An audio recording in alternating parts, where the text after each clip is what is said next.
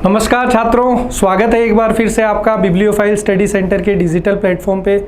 दोस्तों, सीजीएल 2025 जल्द ही होने वाला है। उस एग्ज़ाम को टारगेट करते हुए हम लोग प्रीवियस ईयर क्वेश्चन की एक सीरीज़ शुरू कर रहे हैं।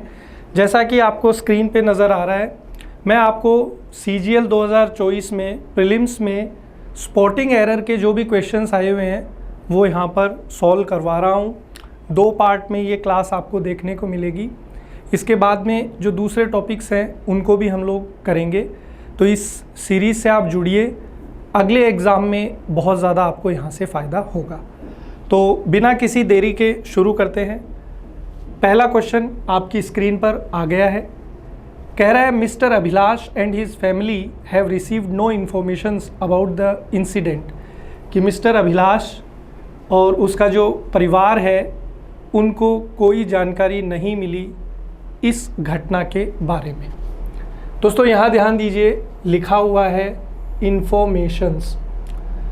जब हम लोग नाउन चैप्टर पढ़ते हैं तो वहाँ पर एक चीज़ हम लोग सीखते हैं कि इन्फॉर्मेशन जो है ये इंग्लिश लैंग्वेज में एक अनकाउंटेबल नाउन माना जाता है।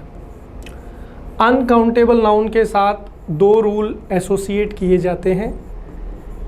पहला रूल ये है कि अनकाउंटेबल नाउन से पहले हम लोग इंडेफिनेट आर्टिकल ए और एन का यूज़ नहीं कर सकते। दूसरा है कि अनकाउंटेबल नाउन को हम लोग प्लूरल फॉर्म में यूज़ नहीं कर सकते, यानी उसके साथ एस या ईएस का उपयोग नहीं कर सकते। अनकाउंटेबल नाउन जो है वो हमेशा सिंगुलर फॉर्म में यूज़ किया जाता है। तो जैसे ही ये जानकारी हमारे पास आती है तो यहाँ हमें पता चलता है कि इन्फॉर्मेशंस लिखना गलत हुआ। इन्फॉर्मेशन जो है वो आपका करेक्ट फॉर्म होगा नाउन का। एक चीज़ यहाँ से और ध्यान रखिए कि अगर आप इन्फॉर्मेशन नाउन को काउंटेबल फॉर्म में यूज़ करना चाहते हैं तो आपको लिखना पड़ेगा अ पीस ऑफ इन्फॉर्मेशन। अब जब मैं अ पीस ऑफ इन्फॉर्मेशन लिखता हूँ तो ये काउंटेबल नाउन की तरह बिहेव करेगा और ये इसका सिंगुलर फॉर्म है। अगर आप इसको प्लूरल में चेंज करना चाहते हैं तो 2 पीसेस, 3 की बात करेंगे 3 पीसेस, इस तरीके से कहानी आगे बढ़ जाएगी। लेकिन इन्फॉर्मेशन को कभी हम लोग इन्फॉर्मेशंस नहीं कर पाएंगे। तो ये चीज़ आपको ध्यान रखनी है। यहाँ से सेंटेंस के पार्ट बी में जो है यहाँ पर एरर है। अब हम लोग आगे बढ़ते हैं अगले क्वेश्चन की तरफ। क्वेश्चन नंबर 2 कह रहा है, my brother performed extremely good in the class test held yesterday. कह रहा है कि मेरे भाई ने बहुत ही बेहतरीन प्रदर्शन किया कल हुए क्लास टेस्ट में। अब यहाँ पर क्या गड़बड़ है, ध्यान दीजिए। दोस्तों, ब्रदर जो है ये यहाँ पर आपका सब्जेक्टिव पार्ट हुआ, ये पजेसिव एडजेक्टिव है, ये वर्ब है और इस वर्ब को क्वालिफाई करने के लिए एक्सट्रीमली ये एडवर्ब है और ये एडवर्ब एडजेक्टिव गुड को क्वालिफाई कर रहा है। दोस्तों, यहाँ ध्यान देना है कि परफॉर्म वर्ब के लिए हमने यहाँ पर एडजेक्टिव यूज़ कर लिया गुड। कैसा परफॉर्म किया? अच्छा। हम लोग पढ़ते हैं लैंग्वेज के अंदर कि जब भी वर्ब जो है अगर इसको हमें क्वालिफाई करवाना है तो इसको क्वालिफाई कौन करता है? एडवर्ब करता है। कभी भी वर्ब की विशेषता कौन नहीं बता सकता? एडजेक्टिव नहीं बता सकता। एडजेक्टिव किसकी विशेषता बताता है? तो एडजेक्टिव हमेशा नाउन और प्रोनाउन की विशेषता बताता है। तो यहाँ पर इस वर्ब के लिए एडवर्ब चाहिए, गुड एडजेक्टिव है, तो यहाँ पर हम लोग किसका यूज़ कर लेंगे? वेल का। वेल जो है वो एडजेक्टिव और एडवर्ब दोनों की तरह यूज़ किया जा सकता है और यहाँ पर वेल को हम लोग एडवर्ब की तरह यूज़ कर लेंगे कि my brother performed extremely well in the class test, कि बहुत ही बेहतरीन उसने जो है परफॉर्मेंस करी थी क्लास टेस्ट में जो कल हुआ था। तो सेंटेंस के कौन से पार्ट में एरर है? पार्ट डी में जो है यहाँ पर एरर है। अब हम लोग आगे बढ़ते हैं दोस्तों। अगला क्वेश्चन ध्यान दीजिए। कह रहा है, every students in the hostel decided to travel to Delhi to witness the Republic Day parade. कह रहा है, प्रत्येक विद्यार्थी जो कि हॉस्टल में है उसने निर्णय लिया कि वो दिल्ली की यात्रा करेगा और किस चीज़ को देखेगा? रिपब्लिक डे की परेड को देखेगा। बहुत ही आसान सा क्वेश्चन है ये। एवरी जो है हम लोग जानते हैं कि ये एक डिस्ट्रीब्यूटिव प्रोनाउन की तरह हम लोग इसको इस्तेमाल करते हैं, और एवरी और ईच इसका एक काउंटर पार्ट है। इन सब का नेचर जो है वो कैसा है, तो इन सब का नेचर सिंगुलर है, और इनके साथ अगर हमें कोई नाउन इस्तेमाल करना है तो वो भी हमेशा सिंगुलर होता है। अगर इनके साथ हमें कोई वर्ब यूज़ करनी है तो वो वर्ब भी कैसी होती है, सिंगुलर। इनके साथ अगर हमें कोई पॉजेसिव केस यूज़ करना है तो वो भी कैसा होता है, सिंगुलर। तो यहाँ पर जो नाउन इसको फॉलो करेगा वो सिंगुलर होगा। स्टूडेंट्स की जगह हमें क्या लिखना पड़ेगा, स्टूडेंट लिखना पड़ेगा। सेंटेंस के कौन से पार्ट में एरर है, पार्ट डी में यहाँ पर एरर है।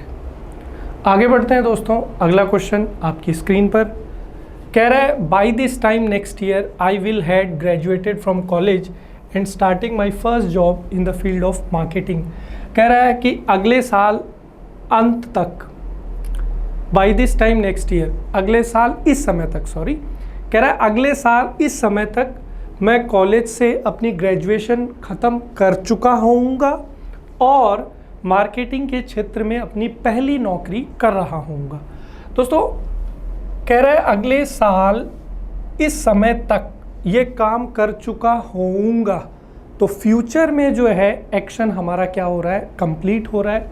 तो फ्यूचर में अगर एक्शन कंप्लीट होगा तो फ्यूचर परफेक्ट टेंस का इस्तेमाल किया जाएगा, और इस लिहाज से यहाँ पर विल हैड ना करके will have graduated, future perfect का स्ट्रक्चर हम लोग इस्तेमाल करेंगे। एक और तरीका है इस क्वेश्चन को करने का, विल जो है हम लोग जानते हैं अंग्रेज़ी में मॉडल की तरह काम करता है, और मॉडल के बाद हम लोग हमेशा बेस फॉर्म का यूज़ करते हैं। तो बेस फॉर्म हमारे पास कौन है, हैव। बेस फॉर्म मतलब फर्स्ट फॉर्म, हैव का सेकंड फॉर्म कौन माना जाता है, हैड माना जाता है, और इसका थर्ड फॉर्म क्या माना जाता है, हैड। तो आप इस तरीके से भी कर सकते हैं कि मॉडल के साथ आपको बेस फॉर्म यूज़ करना है, यानी हैव का ही इस्तेमाल कर सकते हैं, हम लोग दूसरी वर्ब का इस्तेमाल नहीं कर सकते। और टेंस से पकड़ना चाहो तो टेंस से भी हो सकता है। फ्यूचर परफेक्ट का स्ट्रक्चर होता है विल, शैल, हैव प्लस वहाँ पर थर्ड फॉर्म। तो कौन से पार्ट में एरर हो गया, सेंटेंस के पार्ट डी में यहाँ पर एरर है। आगे बढ़ते हैं दोस्तों, अगला क्वेश्चन कह रहा है I R dancing with my husband at my sisters wedding. कह रहा है कि मैं अपने पति के साथ डांस कर रही थी, कहाँ पर, मेरी बहन की शादी में। बहुत ही आसान सा क्वेश्चन है दोस्तों। आई जो है आप जानते हैं कि इसके साथ आर वर्ब पॉसिबल नहीं है। अगर आप इसको प्रेजेंट में बनाना चाहते हैं, प्रेजेंट कंटिन्यूस, तो आप बोल सकते हैं आई एम डांसिंग। अगर आप पास्ट में बनाना चाहते हैं तो आप बोल सकते हैं कि आई वॉज डांसिंग। ठीक है, तो ये चीज़ आपको ध्यान रखनी है कि आई के साथ आर की पॉसिबिलिटी नहीं है। तो यहाँ पर कौन से पार्ट में एरर हो जाएगा, पार्ट डी में यहाँ पर एरर हो जाएगा। आगे बढ़ते हैं, अगला क्वेश्चन कह रहा है that tea at this cafe is best then at the Costa cafe in our office. कह रहा है इस कैफ़े की जो चाय है वो बेहतर है कोस्टा कैफ़े की चाय से। दोस्तों यहाँ पर देखिए आपको एक वर्ड नज़र आ रहा है देन। जब हम लोग एडजेक्टिव चैप्टर पढ़ते हैं तो उसमें हम लोग एक टॉपिक पढ़ते हैं, वो है डिग्री। 3 तरीके की डिग्री मेनली हम लोग पढ़ते हैं एडजेक्टिव में, पॉजिटिव डिग्री, कंपैरेटिव डिग्री और सुपरलेटिव डिग्री। दोस्तों कंपैरिजन करने के लिए हम लोग कंपैरेटिव डिग्री का यूज़ करते हैं, और हम लोग ये पढ़ते हैं कि कंपैरेटिव डिग्री के बाद हम लोग हमेशा कौन से शब्द का इस्तेमाल करते हैं, देन का। इसका उल्टा भी बिल्कुल जायज़ है कि देन से पहले हमेशा कौन सी डिग्री आनी चाहिए, कंपैरेटिव डिग्री। तो जब यहाँ कंपैरिजन हो रहा है तो देन से पहले कंपैरेटिव डिग्री आनी चाहिए। यहाँ आपने सुपरलेटिव डिग्री लगा दी, तो यहाँ पर जो कंपैरेटिव डिग्री है वो कौन सी होगी, बेटर, क्योंकि एडजेक्टिव गुड है तो गुड पॉजिटिव डिग्री है, गुड की कंपैरेटिव डिग्री बेटर है, और इनकी जो सुपरलेटिव डिग्री है वो क्या होती है, बेस्ट। तो यहाँ पर बेटर देन आपको करना है। सेंटेंस के कौन से पार्ट में एरर है, पार्ट सी में। चलिए आगे बढ़ते हैं, अगला क्वेश्चन, क्वेश्चन नंबर 7 कह रहा है after the concert was over they go to a restaurant, had dinner together and talked until midnight. कह रहा है कि कॉन्सर्ट ख़त्म होने के बाद वे लोग एक रेस्टोरेंट में गए, वहाँ उन्होंने डिनर किया और मध्य रात्रि तक वो लोग गप्पे लड़ाते रहे, बातें करते रहे। अब इसमें क्या गड़बड़ है दोस्तों, देखिए यहाँ क्या लिखा हुआ है, वॉज, तो ये कौन से टाइम का सूचक है, तो आपने कहा सर पास्ट टाइम का सूचक है। यहाँ पर देखिए क्या लगा हुआ है, हैड, कौन सी फॉर्म है, सेकंड फॉर्म, तो सेकंड फॉर्म है तो अगेन पास्ट टाइम। और थोड़ा सा और डिटेल में जाएं तो पास्ट सिंपल, क्योंकि सेकंड फॉर्म पास्ट सिंपल को रिप्रेजेंट करती है। यहाँ अपन आगे गए तो अगेन सेकंड फॉर्म है, तो वो किसको रिप्रेजेंट करेगी, पास्ट सिंपल, पास्ट टाइम। तो यहाँ पर जब पूरी बातचीत पास्ट में है तो यहाँ अपन फर्स्ट फॉर्म यानी प्रेजेंट का वर्ब कैसे यूज़ कर सकते हैं, यहाँ भी पास्ट, तो गो का सेकंड फॉर्म क्या हो जाएगा, वेंट हो जाएगा। तो यहाँ पे हम लोग वेंट का इस्तेमाल करेंगे। सेंटेंस के कौन से पार्ट में एरर हो गया, पार्ट बी में यहाँ पर एरर है।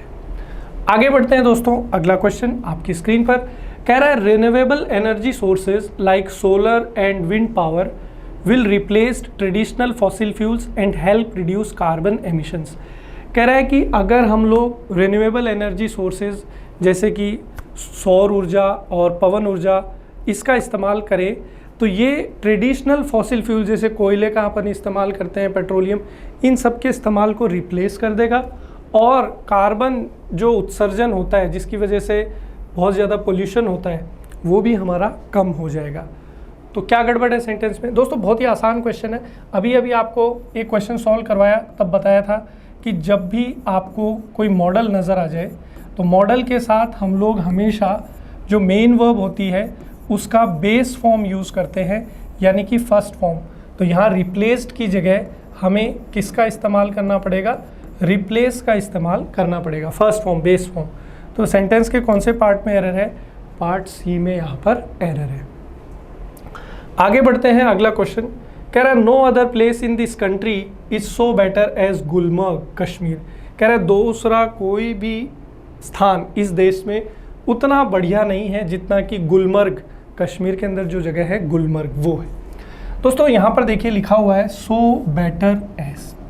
हम जब एडजेक्टिव चैप्टर पढ़ते हैं तो उसके अंदर हम लोग एक टॉपिक पढ़ते हैं इंटरचेंज ऑफ डिग्रीज। तो उसमें हम लोग दो चीज़ें पढ़ते हैं कि हम लोग एज और सो एज का इस्तेमाल करके कंपैरिजन कर सकते हैं। क्या कर सकते हैं, कंपैरिजन कर सकते हैं, तुलना कर सकते हैं। और वहाँ हम लोग एक चीज़ ये भी सीखते हैं कि भाई जब तुलना करेंगे तो उस समय कंपैरेटिव डिग्री नहीं होगी। एज और सो एज के साथ तुलना करते समय हम लोग पॉजिटिव डिग्री का इस्तेमाल करेंगे। एक चीज़ हम लोग ये भी सीखते हैं कि जब हम लोग एज का इस्तेमाल करते हैं तो ये positive as well as negative दोनों मीनिंग कन्वे करने के लिए यूज़ किया जा सकता है। लेकिन सो एज की अगर मैं बात करूं तो ये केवल नेगेटिव मीनिंग कन्वे करता है। हम लोग इसको पॉजिटिव मीनिंग कन्वे करने के लिए इस्तेमाल में नहीं लेते हैं। अब यहाँ पर नो अदर कह रहा है, मतलब कोई भी दूसरा स्थान नहीं है, मतलब नेगेटिव कॉन्टेक्स्ट है, तो आप सो के साथ भी जा सकते हैं। तो सो एज ही रख लेंगे और इस बेटर को रिप्लेस कर देंगे पॉजिटिव डिग्री से। पॉजिटिव डिग्री क्या है, गुड। तो ये हो जाएगा no other place in this country is so good as Gulmarg Kashmir. आप चाहो तो ऐसे भी लिख सकते हो, no other place in this country is as good as Gulmarg Kashmir. Both are equally correct. कौन से पार्ट में एरर हो गया, पार्ट सी में जो है यहाँ पर एरर हो गया। ठीक है दोस्तों, चलिए आगे चलते हैं। अगला क्वेश्चन आपकी स्क्रीन पर कह रहा है our family is planning a trip to Europe next summer where we should visit several famous landmarks and enjoy local cuisine. कह रहा है कि हमारा जो परिवार है वो योजना बना रहा है कि अगले गर्मियों में हम लोग जो है यूरोप की एक ट्रिप करेंगे, घूमने जाएंगे और वहाँ पर हम लोग कुछ लोकप्रिय स्थानों को विज़िट करेंगे, देखेंगे और वहाँ का जो लोकल खाना है उसका लुत्फ़ उठाएंगे। क्या गड़बड़ हो गई दोस्तों, प्लानिंग कर रहे हैं कि यूरोप में जाएंगे, कब जाएंगे, नेक्स्ट समर। तो यहाँ नेक्स्ट से आपको थोड़ी इन्फॉर्मेशन मिल जाएगी। नेक्स्ट जो है दोस्तों ये एडवर्बियल फ्रेज़ है। एडवर्बियल फ्रेज़ क्या होती है दोस्तों, वो शब्द जो आपको जानकारी देता है किसी टाइम की, टेंस की, उसको एडवर्बियल फ्रेज़ बोलते हैं। नेक्स्ट जो है दोस्तों ये एडवर्बियल फ्रेज़ है फ्यूचर सिंपल टेंस का। अंग्रेज़ी में कोई भी वाक्य आ जाए जहाँ आपको नेक्स्ट नज़र आए, टुमारो नज़र आए, तो इन वाक्यों में हम लोग फ्यूचर सिंपल टेंस का उपयोग करते हैं। यहाँ पे आपने देखा कि वी शुड है, शुड का उपयोग कब किया जाता है दोस्तों? शुड का उपयोग अंग्रेज़ी में जब आपको सलाह देनी हो, किसी को कोई सुझाव देना हो, तब हम लोग शुड का इस्तेमाल करते हैं, शुड मॉडल का। हम लोग यहाँ कोई सलाह या सुझाव नहीं देना चाह रहे, फ्यूचर का कोई एक्शन हमने करना है उसके बारे में बात करना चाह रहे हैं, तो फ्यूचर सिंपल का उपयोग करेंगे।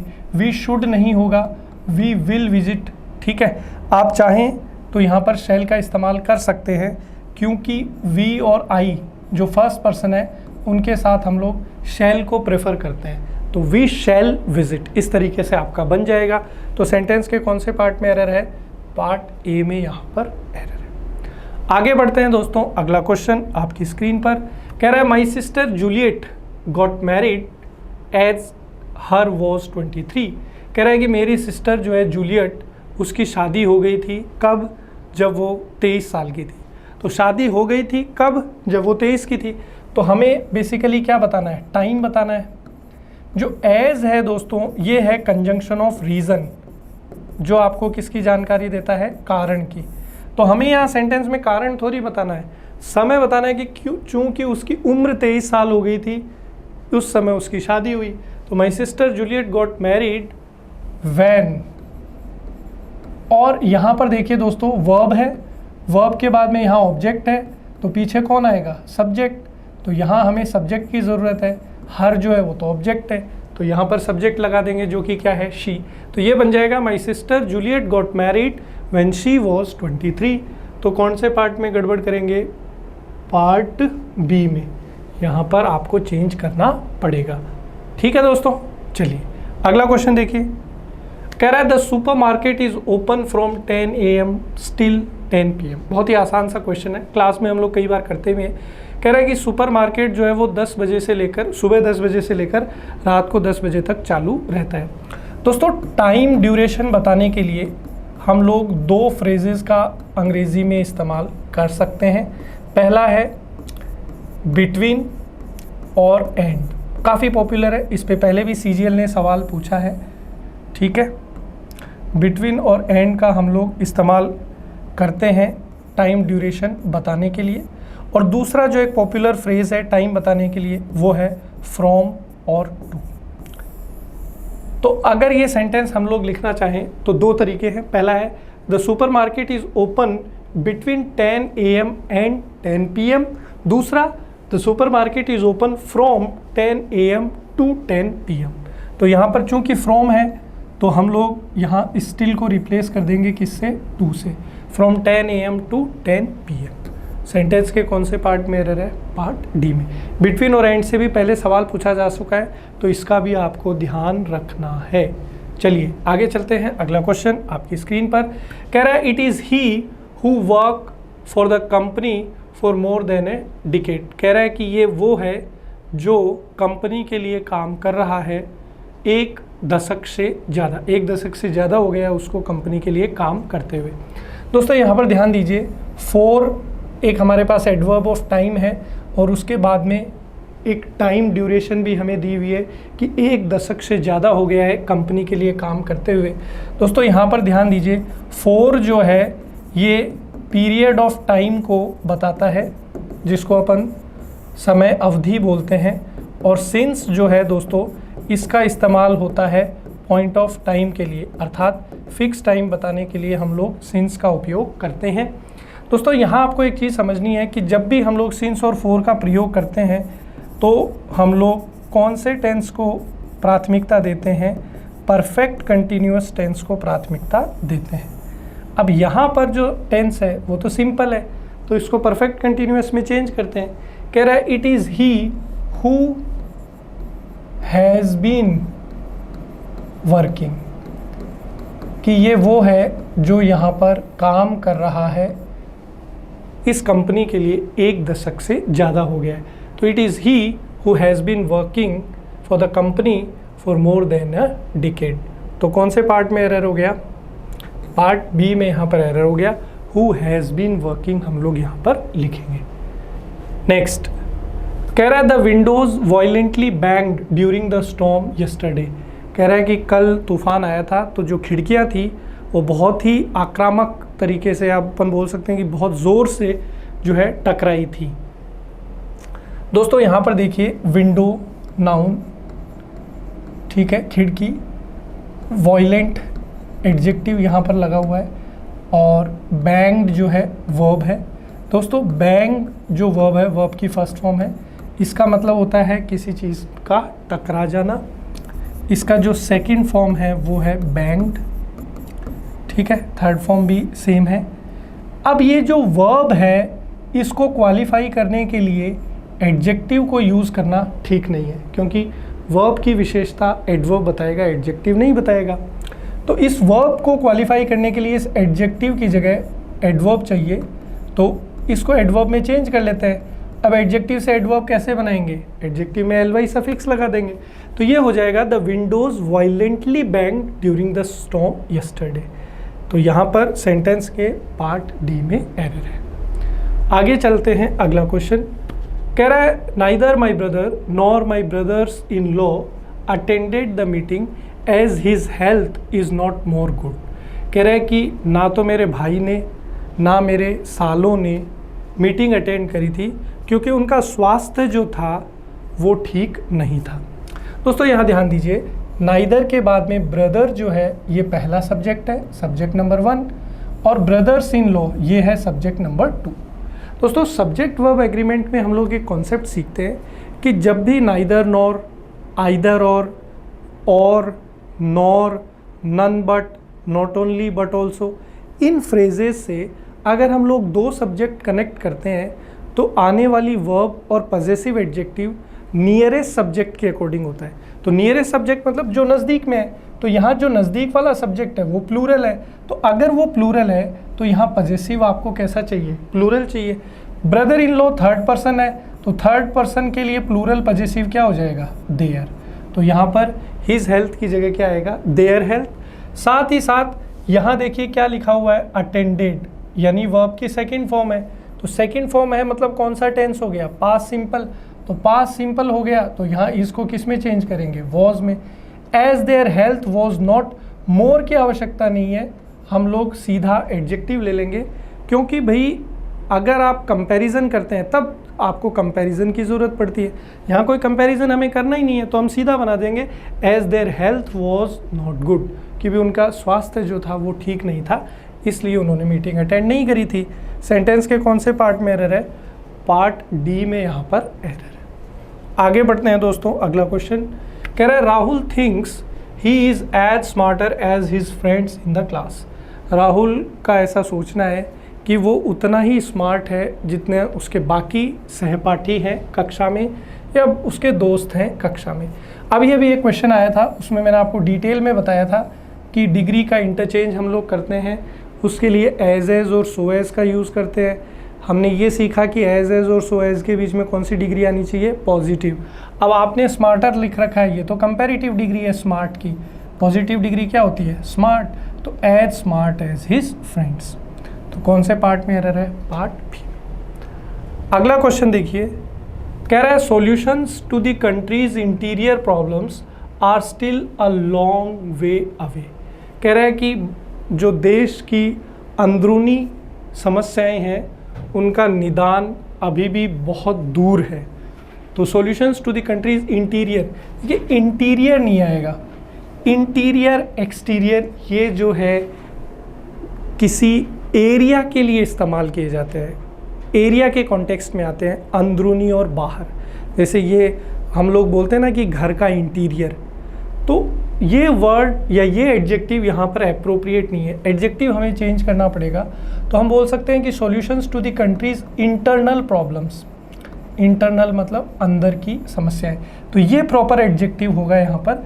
तो ये एडजेक्टिव हमें यहाँ चेंज करना था, तो यही एरर है सेंटेंस के कौन से पार्ट में? डी में। अगला क्वेश्चन देखिए, कह रहा है they secret decide to leave the town, कि उन्होंने गुप्त रूप से योजना बनाई कस्बे को छोड़ने की। देखिए यहाँ पर डिसाइडेड क्या है? वर्ब। वर्ब की कौन सी फॉर्म है? Second form. इसकी जो ओरिजिनल फॉर्म है वो क्या है? डिसाइड, निर्णय लेना, फर्स्ट फॉर्म। अब यहाँ वर्ब की विशेषता बतानी है। अभी आपको एक क्वेश्चन में बता के आया था, वर्ब की विशेषता एडवर्ब बताता है, ना कि एडजेक्टिव।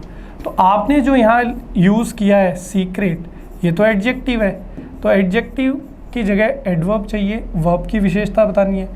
एडजेक्टिव से एडवर्ब कैसे बनता है? एल सफिक्स लगा के। तो यहाँ सीक्रेट की जगह हम लोग किसका यूज़ करेंगे? सीक्रेटली का, कि दे सीक्रेटली डिसाइडेड। कैसे उन्होंने निर्णय लिया था? गुप्त रूप से निर्णय लिया था कस्बे को छोड़ने का। तो यहाँ पर सेंटेंस के कौन से पार्ट में एरर हो गया? पार्ट ए में जो है यहाँ पर एरर हो गया। ठीक है सर, चलिए अब हम लोग आगे चलते हैं, अगले क्वेश्चन को सॉल्व करते हैं। कह रहा है Mrs Shri Lakshmi's musical intelligence is superior than Mrs Suma's. कह रहा है कि मिसेज श्री लक्ष्मी जो है उनकी संगीत की जो समझ है वो बेहतर है मिसेज सुमा से।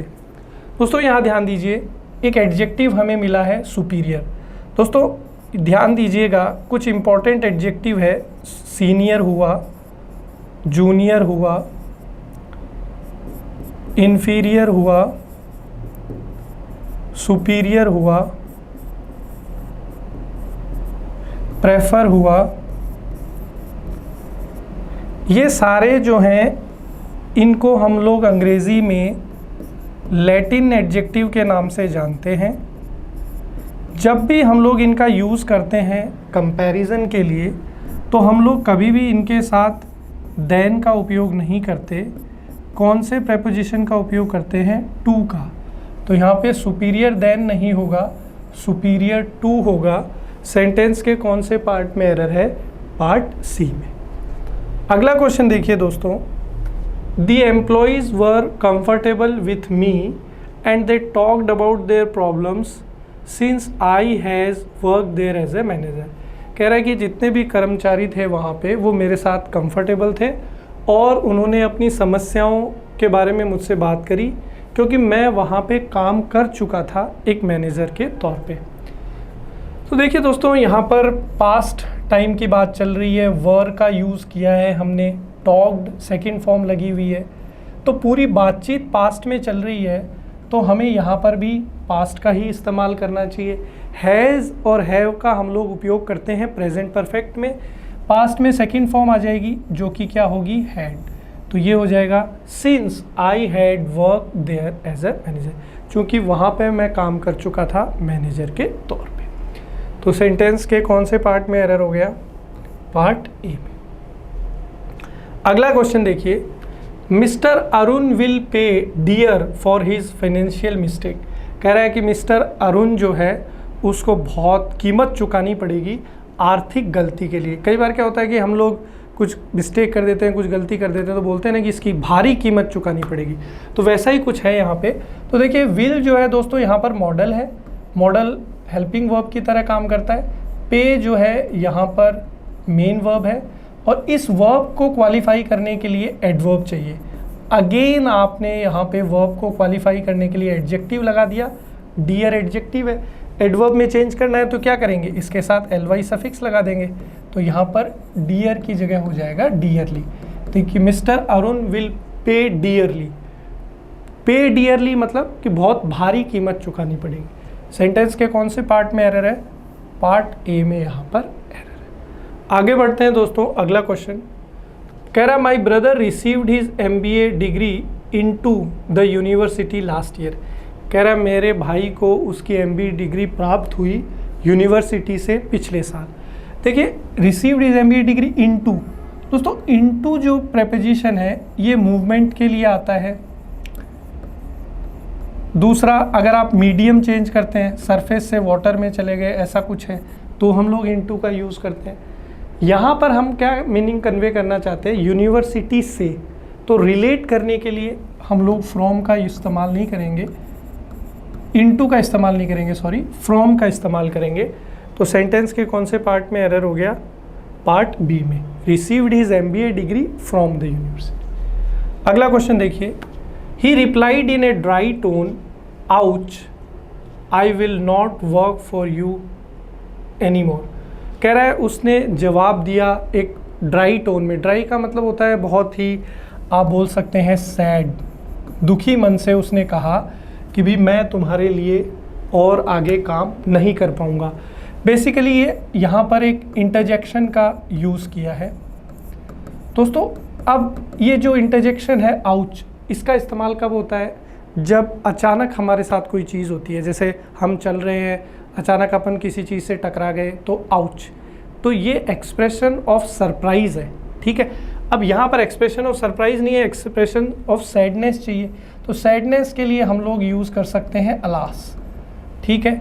तो ये हो जाएगा ही replied in a dry tone alas I will not work for you any more. Alas जो है वो सैडनेस को रिप्रेजेंट करेगा। तो ये इंटरजेक्शन हमें यहाँ पे चेंज करना चाहिए था।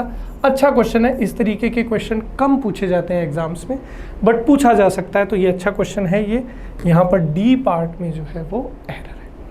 आगे बढ़ते हैं दोस्तों, अगला क्वेश्चन देखते हैं। कह रहा है mister Surya have no interior motive in offering you support. कह रहा है कि मिस्टर सूर्या जो है उनका कोई छुपा हुआ उद्देश्य नहीं है आपको सपोर्ट करने में, क्योंकि आप जानते हैं कि बिना किसी स्वार्थ के आजकल कोई किसी की मदद नहीं करता है, सपोर्ट नहीं करता है।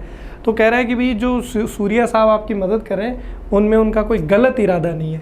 तो गलत इरादे के लिए यहाँ पर जो एडजेक्टिव इन्होंने लिया है इंटीरियर, ये ठीक नहीं है। कौन सा आपका यहाँ पर एडजेक्टिव होना चाहिए? एडजेक्टिव आपको यहाँ पर चेंज करना है। इंटीरियर अभी पहले भी किसी क्वेश्चन में आया था, अंदर की बात करता है, ठीक है। तो यहाँ पर अपन एडजेक्टिव चेंज करेंगे, एडजेक्टिव हो जाएगा अपना अल्टीरियर। कौन सा एडजेक्टिव हो जाएगा? अल्टीरियर। तो ये हो जाएगा mister Surya have no ulterior motive in offering you support, कि उनका कोई छुपा हुआ उद्देश्य नहीं है। तो छुपे हुए के लिए करेक्ट एडजेक्टिव क्या है? अल्टीरियर। तो ये अपन यहाँ पर चेंज करेंगे, पार्ट डी में यहाँ पर एरर है। अगला क्वेश्चन देखिए, कह रहा है I have the 100 reasons to not attend the meeting tomorrow. कह रहा है कि मेरे पास सैकड़ों कारण हैं मीटिंग नहीं अटेंड करने के कल। तो यहाँ पर ध्यान दीजिए दोस्तों, लिखा हुआ है आई हैव दी 100 रीजन्स। दोस्तों ये फ्रेज एप्रोप्रिएट नहीं है। सैकड़ों कारण बताने के लिए हम लोग आर्टिकल ए के साथ ये फ्रेज बनाते हैं, आई हैव ए 100 रीजन्स, कि मेरे पास 100 कारण हैं ये काम नहीं करने के या करने के। दूसरा एक और तरीका है इसको ठीक करने का, कि अगर हम लोग ये फ्रेज डेवलप ना करें और इस एडजेक्टिव को प्लूरल फॉर्म में चेंज कर ले, तो ये इस तरीके से भी लिखा जा सकता है I have hundreds of reasons, कि मेरे पास सैकड़ों कारण हैं मीटिंग नहीं अटेंड करने के कल। तो ये दोनों में से कोई भी हम लोग इस्तेमाल करके ये ठीक कर सकते हैं। तो कुल मिला के पार्ट ए में जो है यहाँ पर एरर है। नेक्स्ट क्वेश्चन देखिए, कह रहा है after I retire I started a second career as a writer and publish several books which allowed me to share my stories and insights with a wider audience. कह रहा है retire होने के बाद मैंने अपना सेकेंड कैरियर जो है वो एक लेखक के तौर पे शुरू किया और बहुत सारी किताबें मैंने प्रकाशित करी, और उसकी वजह से मुझे एक मदद मिली। किस चीज़ में मदद मिली? कि मैं अपनी कहानी और अपने जो विचार है वो एक बड़ी ऑडियंस से शेयर कर पाऊँ। तो दोस्तों आफ्टर आई रिटायर, पहली बात तो देखिए स्टार्टेड है और पब्लिश्ड है, सेकंड फॉर्म लगी हुई है हर जगह, मतलब कौन सा टेंस उपयोग होना चाहिए? Past simple. तो रिटायर जो है ये तो वर्ब की फर्स्ट फॉर्म होगी, तो रिटायर्ड तो आपको करना पड़ेगा। पहली चीज़ तो ये देखते ही आपको समझ में आई। दूसरी, आफ्टर जो होता है कि भी प्रेपोजिशन है कि भी किसी चीज़ के बाद में, जबकि हम तो टाइम बताना चाह रहे हैं कि जब मैं रिटायर हुआ। तो यहाँ पर आफ्टर आई रिटायर नहीं होगा, व्हेन आई रिटायर्ड, कि जब मैं रिटायर कर गया था तो उसके बाद में मैंने सेकंड कैरियर के तौर पे शुरू किया। तो सेंटेंस के पार्ट बी में यहाँ पर एरर है। Next, although the team had trained diligently for months they had still overwhelmed by the opponent's unexpected tactics. कह रहा है कि यद्यपि टीम जो है उसने महीनों बहुत मेहनत से ट्रेनिंग करी थी, फिर भी वे जो है काफ़ी ज़्यादा ओवरवेल्म थे विरोधी टीम की अनएक्सपेक्टेड टैक्टिक्स से। ऐसी टैक्टिक्स जिसके बारे में उन्होंने सोचा भी नहीं था वो उनके खिलाफ इस्तेमाल हुई, तो उससे वो काफ़ी ज़्यादा ओवरवेल्म हुए। अब यहाँ पर देखिए दोस्तों, दे हैड स्टिल ओवरवेल्म, बाई लगा हुआ है। तो बाई जो है वो बेसिकली दोस्तों पैसिव के अंदर हम लोग यूज़ करते हैं। तो ये पैसिव वॉइस का यहाँ पर स्ट्रक्चर डेवलप हो रहा है। बाई के साथ ओपोनेंट, अनएक्सपेक्टेड टैक्टिक्स, ये ऑब्जेक्ट बना हुआ है और वो इस चीज़ से ओवरवेल्म थे। तो जब पैसिव के अंदर अपन जाएंगे पास्ट के अंदर, तो वहाँ पर जो हमारा स्ट्रक्चर बनता है वो बनता है वॉज वर के साथ थर्ड फॉर्म, पास्ट सिंपल का जो पैसिव बनाते हैं। तो दे हैड स्टिल ओवरवेल्म नहीं होगा, दे वर, और एडवर्ब स्टिल भी यहाँ से रिमूव कर देंगे। तो ये हो जाएगा they were still, they were overwhelm, still की आवश्यकता नहीं है यहाँ पे। तो ये हो जाएगा although the team had trained diligently for months they were overwhelmed by the opponent's unexpected tactics, कि हालांकि उन्होंने काफ़ी ज़्यादा ट्रेनिंग करी थी फिर भी वो आश्चर्यचकित थे अपोनेंट की टैक्टिक्स से। तो यहाँ पर पैसिव में इसको लेना पड़ेगा, पार्ट बी में जो है यहाँ पर एरर है। अगला क्वेश्चन देखिए दोस्तों, कह रहा है due to the pandemic the prices of medicines increased every day since last December. कह रहा है कि जो महामारी आई थी उसके बाद, महामारी के कारण जो कीमत है दवाइयों की वो लगातार बढ़ रही है पिछले दिसंबर से। दोस्तों सिंस और फॉर, अभी मैंने आपको एक सेंटेंस में बताया था, ये दोनों जो हैं एडवर्ब ऑफ टाइम के लिए काम करते हैं। और जब भी ये आपको किसी सेंटेंस में नज़र आते हैं तो हमें परफेक्ट कंटिन्यूअस टेंस की तरफ जाना पड़ता है। दोस्तों अब यहाँ सिंस का उपयोग हुआ पॉइंट ऑफ टाइम के लिए, तो हमें यहाँ पास्ट सिंपल की जगह परफेक्ट में जाना पड़ेगा। तो the prices of medicines have been increasing, ये यहाँ पर हमें परफेक्ट कंटिन्यूअस का स्ट्रक्चर लेना पड़ेगा कि भाई जो दवाइयों की कीमत है वो लगातार बढ़ रही है पिछले दिसंबर से। तो the prices of medicines have been increasing, तो यहाँ पर इंक्रीज जो है उसकी जगह क्या हो जाएगा, have been increasing. Part B में जो है एरर है। Next, doctor Sinha has bought about a new book on social impact of child labour. कह रहा है कि डॉक्टर सिन्हा जो है वो एक नई किताब लेकर के आए हैं या प्रकाशित उन्होंने की है बाल श्रम का जो सामाजिक प्रभाव पड़ता है उस पर। तो doctor Sinha has bought about a new book. देखिए ब्रॉट अबाउट, ब्रॉट जो है इसका फर्स्ट फॉर्म जो है वो है ब्रिंग, ठीक है, और ब्रिंग का सेकंड फॉर्म क्या होता है, ब्रॉट। ये चीज़ आपको समझनी है। ब्रिंग का मतलब होता है दोस्तों लाना। तो यहाँ पर जो फ्रेजल वर्ब बनी है वो बनी है ब्रिंग आउट और उसका पास्ट फॉर्म है ब्रॉट आउट, ब्रॉट अबाउट, ठीक है। बेसिकली इन्होंने जो यहाँ पर लगा के दिया है वो लगा के दिया है अबाउट, ब्रिंग अबाउट। दोस्तों ब्रिंग अबाउट का मतलब होता है कि किसी चीज़ को होने का कारण बनना, जबकि यहाँ पर वो किसी चीज़ के होने का कारण नहीं बन रहे हैं, नई किताब लेकर के आए हैं मार्केट में। तो यहाँ पर जो फ्रेजल वर्ब है वो चेंज करनी पड़ेगी। Doctor Sinha has bought about नहीं होगा, bot out.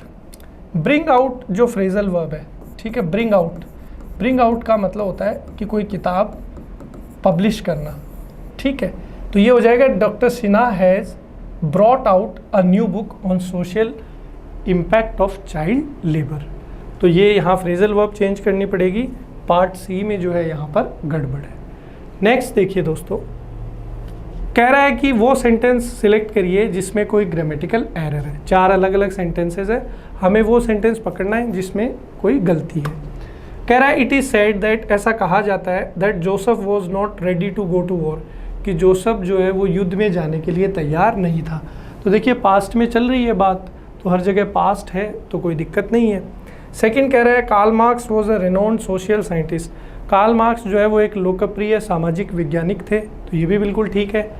Indian force are known for their loyalty and integrity, भारतीय सेनाएं जो है वो जानी जाती है उनकी वफादारी और ईमानदारी के लिए। दोस्तों इंडियन यहाँ पे देखिए फोर्स, हम लोग जानते हैं कि भी फोर्स जो नाउन है इसका मतलब तो क्या होता है, ताकत। हम लोग नाउन चैप्टर जब पढ़ते हैं तो हम उसमें 2 नाउन पढ़ते हैं, फोर्स और फोर्सेस। फोर्स तो होता है ताकत और जब भी आपको सेना की बात करनी है तो नाउन क्या आता है, फोर्सेस। तो ये यहाँ पर गड़बड़ है। सेंटेंस पार्ट सी जो है ये हमारा सेंटेंस जो है इसमें गड़बड़ है, एरर है, यही हमारा आंसर होगा। नेक्स्ट है, it is impossible to wake Christine up in the morning. कह रहा है कि क्रिस्टीन किसी का नाम है, कह रहा है उसे सुबह जगाना बहुत ही मुश्किल है। तो दोस्तों ये क्वेश्चन नंबर 30 का आंसर जो है वो सी होगा। ये सेंटेंस जो है इसमें गलती है। तो दोस्तों इसी के साथ ये 30 सवाल अपने यहाँ पे पूरे हुए। मैंने कोशिश करी जितना बेहतर तरीके से इनका विश्लेषण कर सकूँ मैंने किया। उम्मीद करता हूँ कि आपको जो है कुछ चीज़ें सीखने को मिली होंगी। अगर ये वीडियो आपको पसंद आता है तो इसको लाइक करें, अपने दोस्तों के साथ शेयर करें और काइंडली चैनल को सब्सक्राइब करें ताकि डेली आपको इस तरीके के वीडियोस मिलते रहें। पढ़ते रहिए, मेहनत करते रहिए, सफलता आपको ज़रूर मिलेगी। मिलते हैं अगले सेशन में।